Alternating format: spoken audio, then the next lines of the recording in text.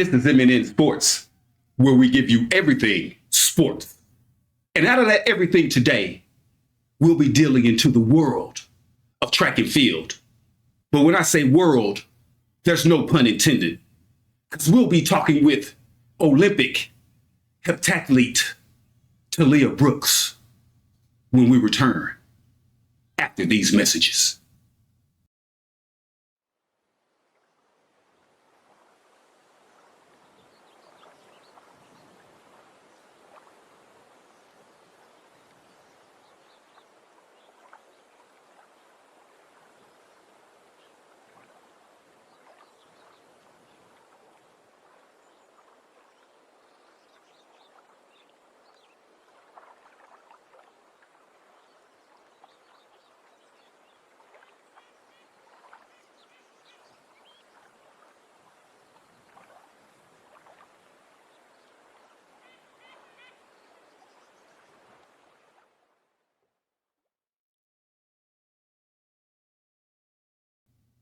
Taliyah, Fear The Fro Brooks, how are you today?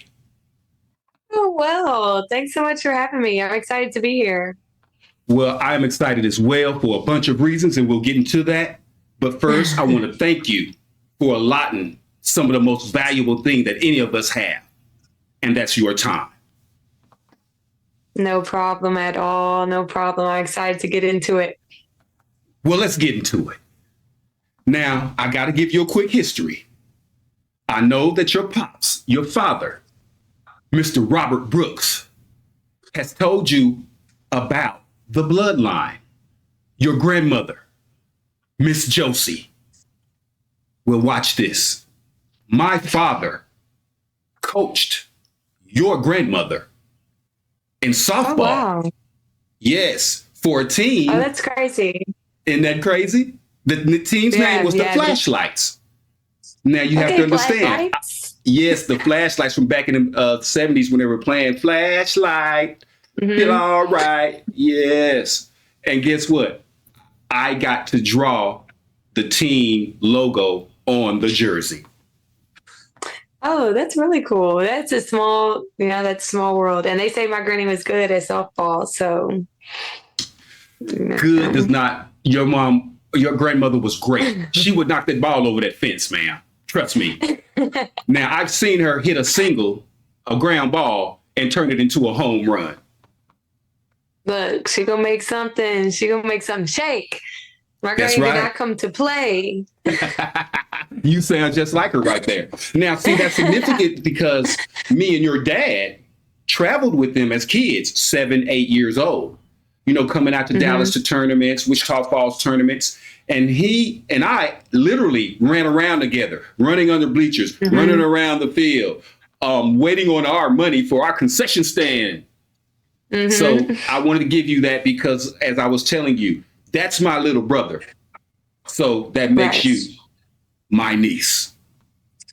Hey, we here. It's a family thing. Yes. So now you hail from S.H. Rider High School. And I'm just tell you right now, that was my my adversary. So I'm going to let you make it right now just because I went to Old High, Wichita Falls. With the red sweatsuit. I won't hold it against you. Enough said. Touche. Look, we'll just draw a line. Huh? I said, we'll just draw a line. It's okay. There you go. We'll keep it neutral just for today. So now I'm going to read something, okay? Some accolades. Okay. Team USA 2016 NACAC gold medalist. NCAA D1 indoor track and field pentathlon champion. 2-time NCAA indoor runner-up pentathlon. 2-time NCAA outdoor bronze medalist long jump pentathlon. 2017 SEC outdoor champion. 2018 SEC indoor champion. Record holder pentathlon, heptathlon, indoor, outdoor for the University of Arkansas. the first and only pentathlon gold in the University of Arkansas history. What do you think when you hear those accolades?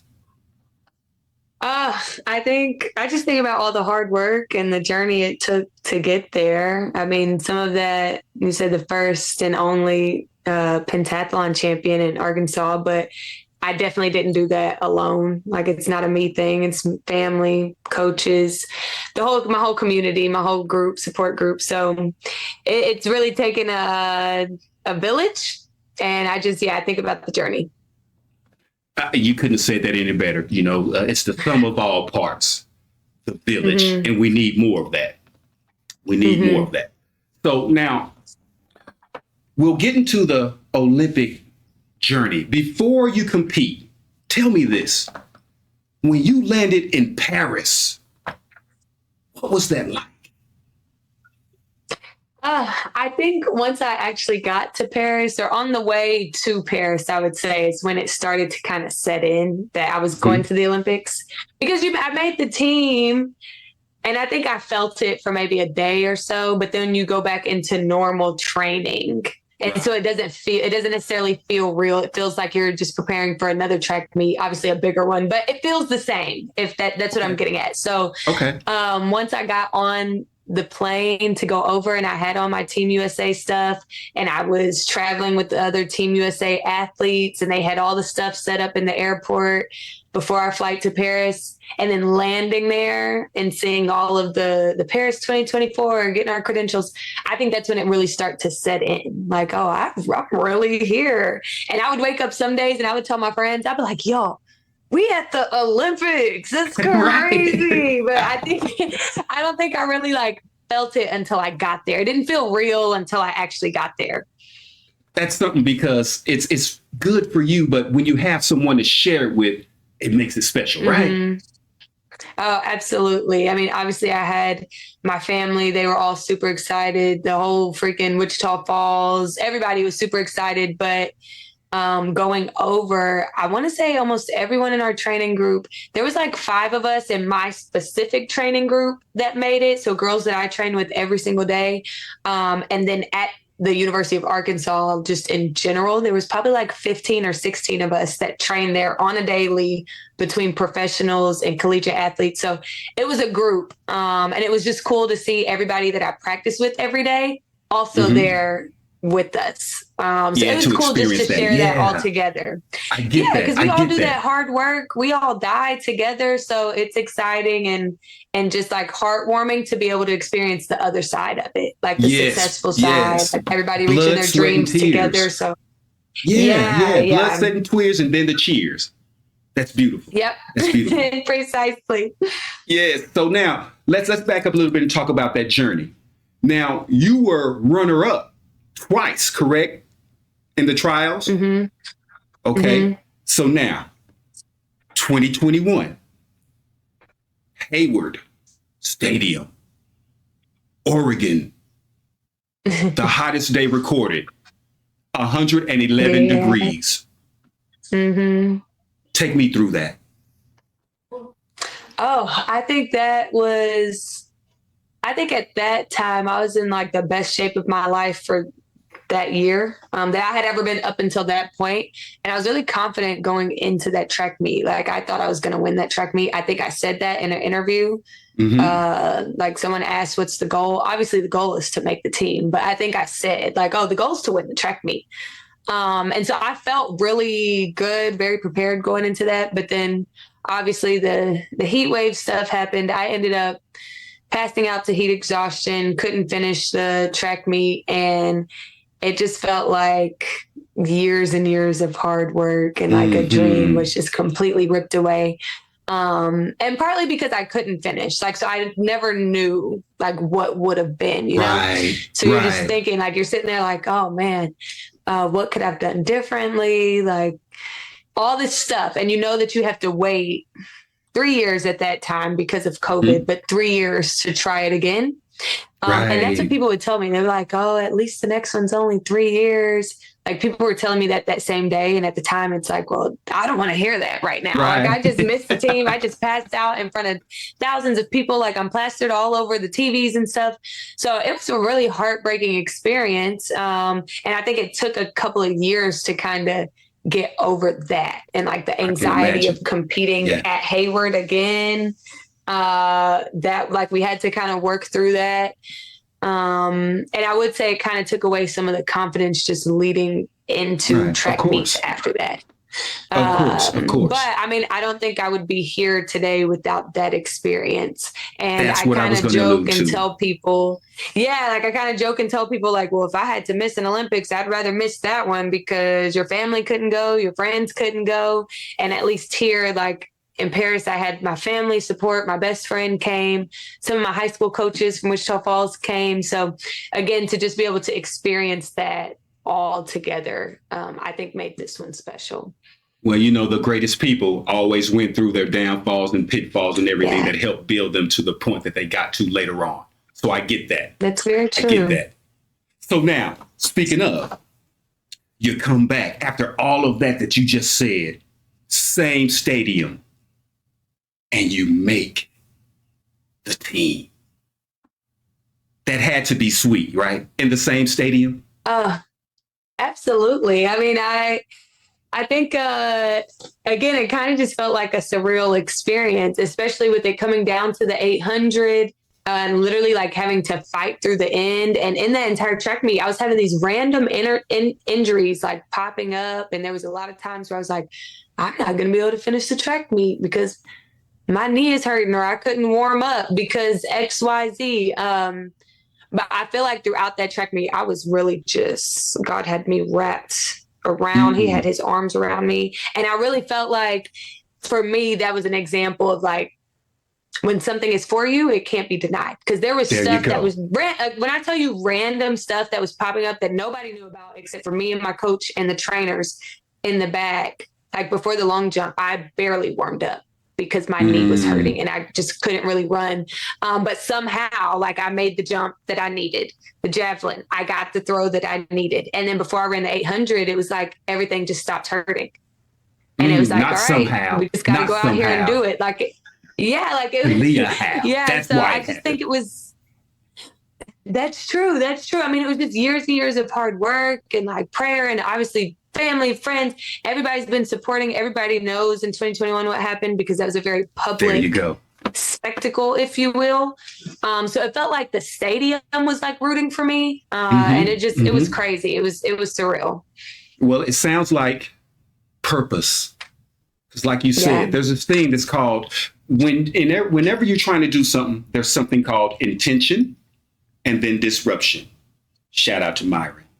And we believe that. And that's exactly what happened to you. And it sounds like you just said, okay, I see all of the disruptions. I'm going to acknowledge them, but I'm going to still keep doing what I came here to do. That's very true. You know, you don't have a choice. And that's something Coach Johnson, that's my coach, one of my main coaches. His name is Coach Johnson. He, throughout the track meet, he's like, this is Olympic trials. We got to keep going. I'm like, you're right.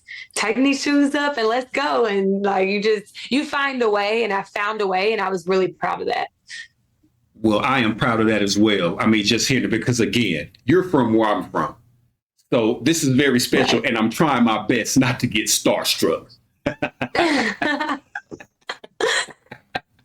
So look, we're going to take a break right here, and we'll get back and we'll talk about more of that Parisian experience when we return after these messages.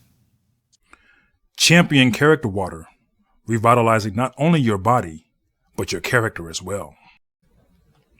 Do you have it in you? And we're back. Thank you for staying with us. Now, Taliyah, let's back up for a second. Okay. Fear the Fro. How and when did that come? I think that came about maybe my junior year of college. There was a lady, her name was Deanna. She was one of the athletic trainers at Arkansas. She was a student. And I just started wearing my hair like out and curly, like in a fro, because my older sister was doing it. And I was like, let me try that. That's cute. And she just kind of said it one day. She was like, oh, Fear the Fro. And I was like, oh, that kind of sticks. Catchy. And then my dad calls us all red. Arkansas was red. And so just naturally, I kind of made it red and it just kind of stuck. And now that's what I do. The red fro, obviously, I mean, I have braids right now, but the braids are red. And a lot of people, some people will know me as Fear the Fro. They won't even know my actual name. But I've had people like walk up to me and they're like, you're Fear the Fro? I'm like, yeah. Okay. Yeah, Okay. yeah. So it's just become a staple, and that's how I like competing. It's just part of my brand. I know people can recognize me from afar. They're like, oh, we looked for the hair. Exactly. So it just feels a part of my track identity. Yes, because I mean, when I was watching, all I had to do was look for the fro. It was. You're right. Yeah. But it put me in the mind state of a peacock, when they put out that plumage, associated with pride.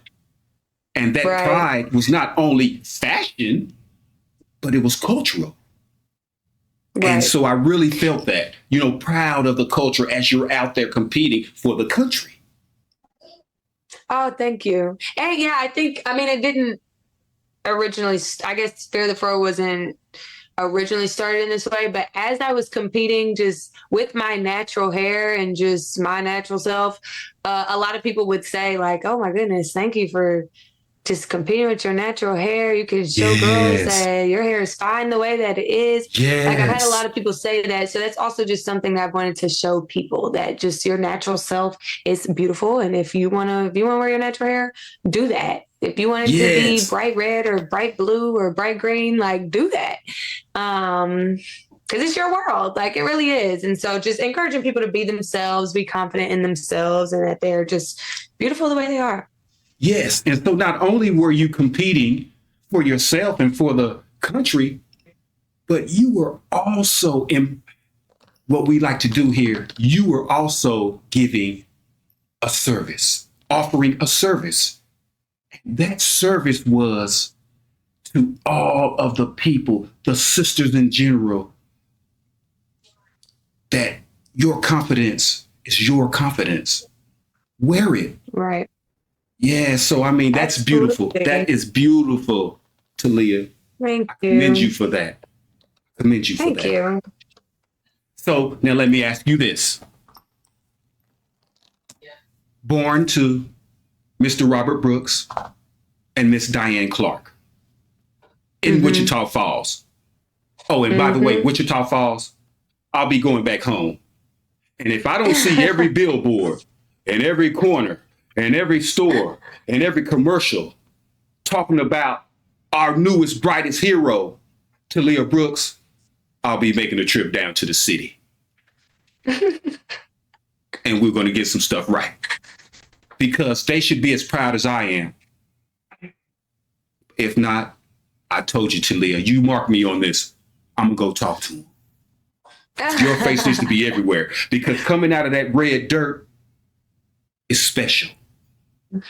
If they come down and they look on the east side of town, it'd be special.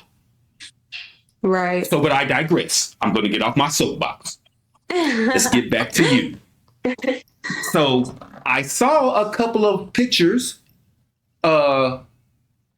with selfies with King LeBron James. Right? Yeah. Mm-hmm. How is that, or was that, for you to be around sports legendary royalty? Tell me about that for a second. It was crazy. I think that was one of my best memories of Paris opening ceremonies, just being around all of the best athletes that the United States has to offer. Yes. That was just a crazy experience. And yeah, I took a picture with LeBron and Coco Gauff. At one point on the boat for opening ceremonies, I was in between KD and Steph Curry for like 30 minutes. We were just chilling, watching all the people, and we were passing the Eiffel Tower, and it started lighting up and whatnot. And Steph was like, do you want your picture taken? And I was like, sure. And I gave him my phone and he was taking my picture for me. And so it was just really cool. And it was also really cool. I didn't realize that it was also Steph Curry's first Olympics. And so to see him like on the boat, really taking in the experience, like he was filming stuff, he was FaceTiming his family. And it's just a reminder. I know some people think this about me, but then I think this about people like LeBron or Steph Curry. Like, they're regular people too. Yes. And this is like an experience. It was just really cool to see someone like that that's achieved so much be just as excited to be at the Olympics as I am. The human element of it. I get it. He was literally, I want to do something with you. FaceTiming everybody. Listen to this right quick. So I have this thing that I tell my CEO all the time. Hey, man, you know it, but I want you to hear it going in your ears. This is what you just said to me, Taliyah. Oh, yeah, I was in between KD and Steph Curry. And he said, hey, do you want to take a picture? Just think about that for a second. Yeah. So again, I'm trying not to get starstruck because I am talking with a real star. A real star. And you're so humble and your humility. I love it. So Thank you. I got to do this, okay? Because we could do this interview for hours because there's so much that we have. There's so much symmetry. But I want you to do this. All of the people, the young people that are up under the sound of this interview.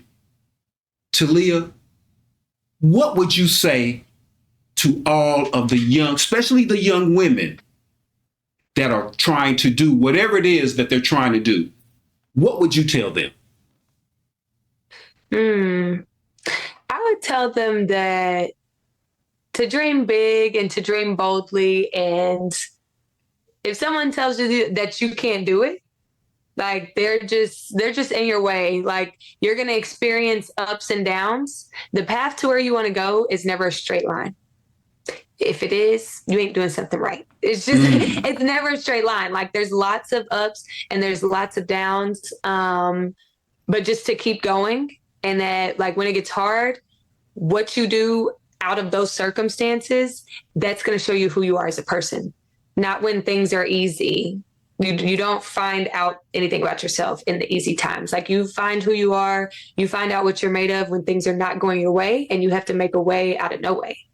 So just continuing to, if you have your mind set on something, continuing to push to that. And it doesn't matter where you come from. You can achieve what it is that you want to achieve. And if you have the right people around you, and even if you find yourself in a situation where you feel like you don't have anyone, you can find those people that will be there for you, that will support you, that will uplift you up, because there's always going to be people that are against you, or always going to be people that are speaking negative or secretly wanting you to do bad. And if you entertain those people and those thoughts, like, you're only holding yourself back. Because I think a lot of people, like, when they look at me, people that don't know me, that don't know that where we come from, like, they're just like, oh, she looks like she has it so easy. Like, you got these nice earrings, you got this nice. It's like, well, no, we had to work really hard to be here. And if y'all saw, like, where I came from, I think that y'all would appreciate the journey a little bit more. But only you know your journey. And I tried to be upset with myself. It took me like a week or two. I was a little embarrassed about my performance in Paris. And I said that to a couple of people, like, oh, I got 11th. Or I'd come home and somebody asked, how'd you do? And I'm like, oh, I didn't do that good. I got 11th. But then I had to, like, stop and remind myself, like, girl, do you know where you came from? Like, you got 11th. And, like, saying it with a little bit more, like, pride in my chest, I guess, because like, where we come from, it was just crazy to even be there. So I'm not saying, like, 11th is the best I could have done, but to be proud of that, like, to be proud of everything I've overcome, to be proud of all the people that I represent, I think it's just something that I had to learn throughout the last, like, 2 weeks. Right. And I would just say that to people, like, there's always somebody watching you, and what you're doing, someone always wishes that they could be in your shoes. There you go. And so let me add this to that. Along that ride. No, go ahead. I was just saying, just not forgetting where you came from and the people that were with you, and that, yes, you are inspiring the next generation. So bring them with you. Like, don't leave them behind, because you didn't put yourself there. There you go. And so, like, you're only leaving an impact if you can bring those people with you, make it easier for the people coming behind you, sharing your experiences so that they could maybe not go through some of the things you go through. So that's what I try. I try my hardest to do that. And that's offering a service. And so let me add this to it. Mr. Brooks, I knew he was a dog lover. I know he's a dog lover. And I know he told you, right, that you're pit bull bred. Yeah. Right? And see, that's what you were saying at first, because you wanted to do better. That's just your competitive spirit. Mm-hmm. But let me say this. There are 8 billion people in the world. You are the 11th best heptathlete out of them all. So be very, very proud, because I am. I flex for you. Thank you. Thank you. And there you have it. Taliyah, Fear the Fro, Brooks. Fear the Fro. Look out, 2028. We coming. We coming. And it's LA, so I expect to see everybody. Hey, MNN will be there. Yes, and we'll be checking in on you, you, okay, over the next 4 years. Thank you. Yes, sir. Yes, sir. I'll be back anytime. So thank you so much for having me. Hey, with that being said, whenever you want to get something out, no matter what it is, contact us and we'll build a platform for you to do just that. Okay. Thank you very much. Thank you again. One more time, y'all. Taliyah, Fear the Fro.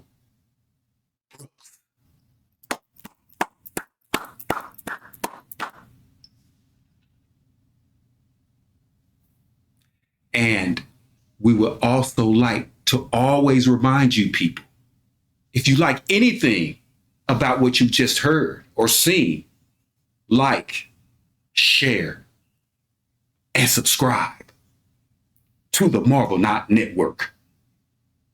This is MNN Sports. And we're out. Even when you feel low, you can still go. Even when you feel slow, you can still go. Even when there's no hope, you can still go. I never answer to no, man, I still go. Go, go, go, go, go, go, go, go, go, go, go, go, yo, go, go, go. Hustle hard, hustle every single day. I'll be making moves till I'm buried in my grave.